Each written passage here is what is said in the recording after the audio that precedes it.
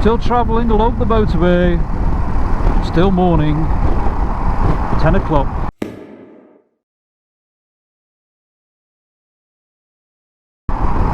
Coach biker here. Still traversing the Pennines. No such thing as perfection, is there? To have character, what you want is to have a few flaws. And sorry Dante, but you do have a few flaws. Hey, it's okay. It's okay. It doesn't matter.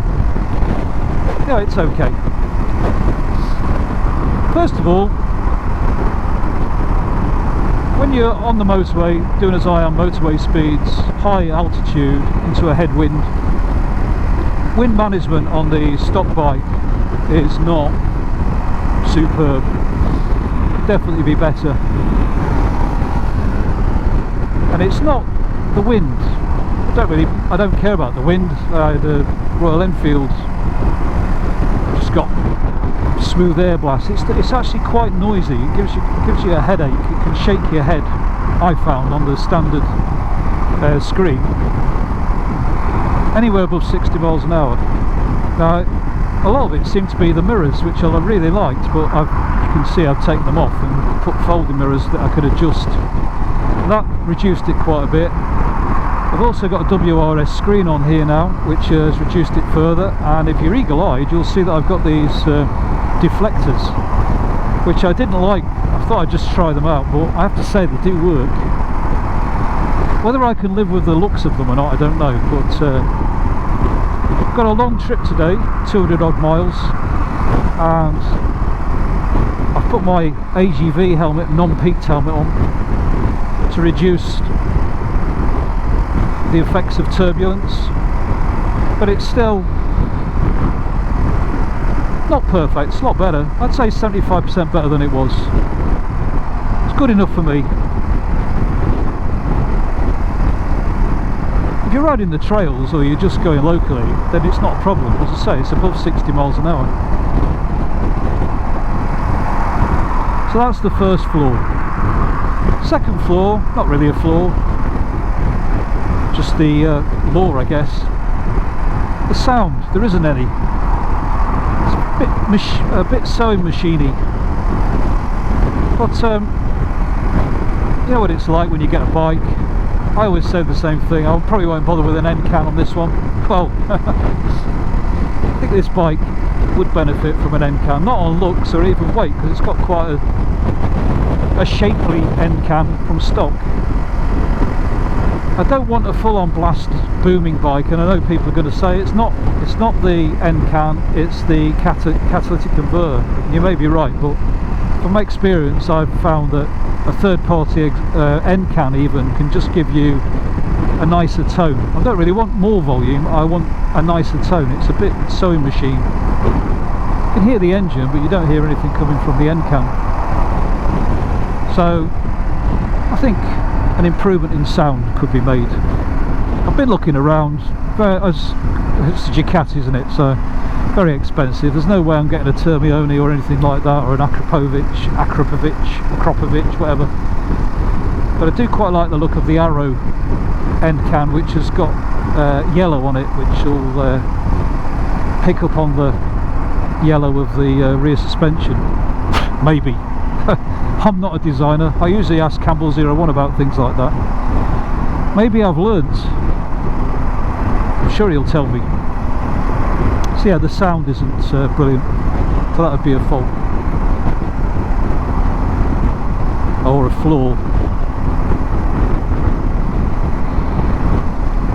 What else? What I remember, gearing on the motorway like this. I'm doing like 5,000 revs at 70 miles an hour. I mentioned it before, it's no big deal. I don't actually notice it as much when I've got my earplugs in, which I have today, which you should have anyway. But I just think you could do with a bit taller 6th gear. I'm not going to be changing sprockets and things to try and achieve that, because it would affect it lower down. And I don't think it's a simple job of changing the front sprocket, because the slave cylinder for the clutch is in a quite tight spot. Put a bigger cog on there, might be getting close to it, I don't know. Anyway, it's only on days when I'm on the motorway that I notice it. With earplugs in, it hasn't been an issue today.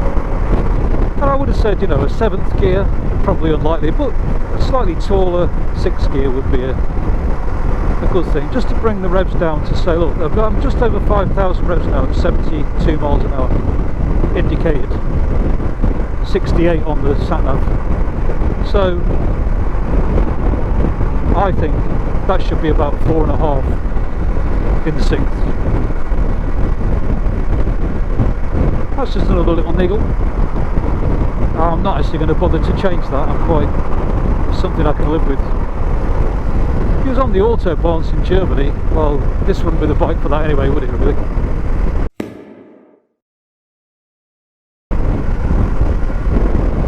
Now here we go, more roadworks, 50 miles an hour.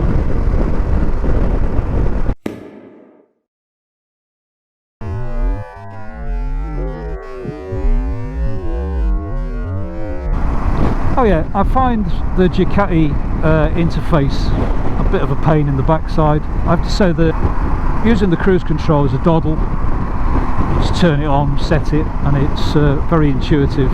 So that, from that point of view, is quite good. I don't really like where the heated grip button is. It's on the right handlebar where the throttle is, and it's quite difficult to reach. If you look, I've got to reach over the top, which means you let go of the throttle. So that could be better. I better watch my speed here. In fact, I could engage cruise control, couldn't I? On set. So cruise control is on, look, that's all you do, it's very easy. So I find cruise control easy to do. Just turn it off again. Quite a lot of traffic weaving around here, so I need to be on my toes. I do find changing modes a little bit more tricky. You have to hold the button in, wait for it to decide to change, then scroll through, then press the button again, then close the throttle.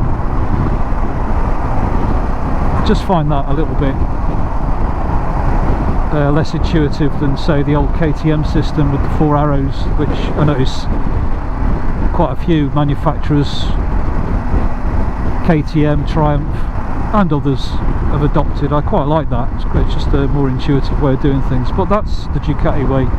You get used to it, it's no big deal. And you know, there's so many options on here, scrolling through it all.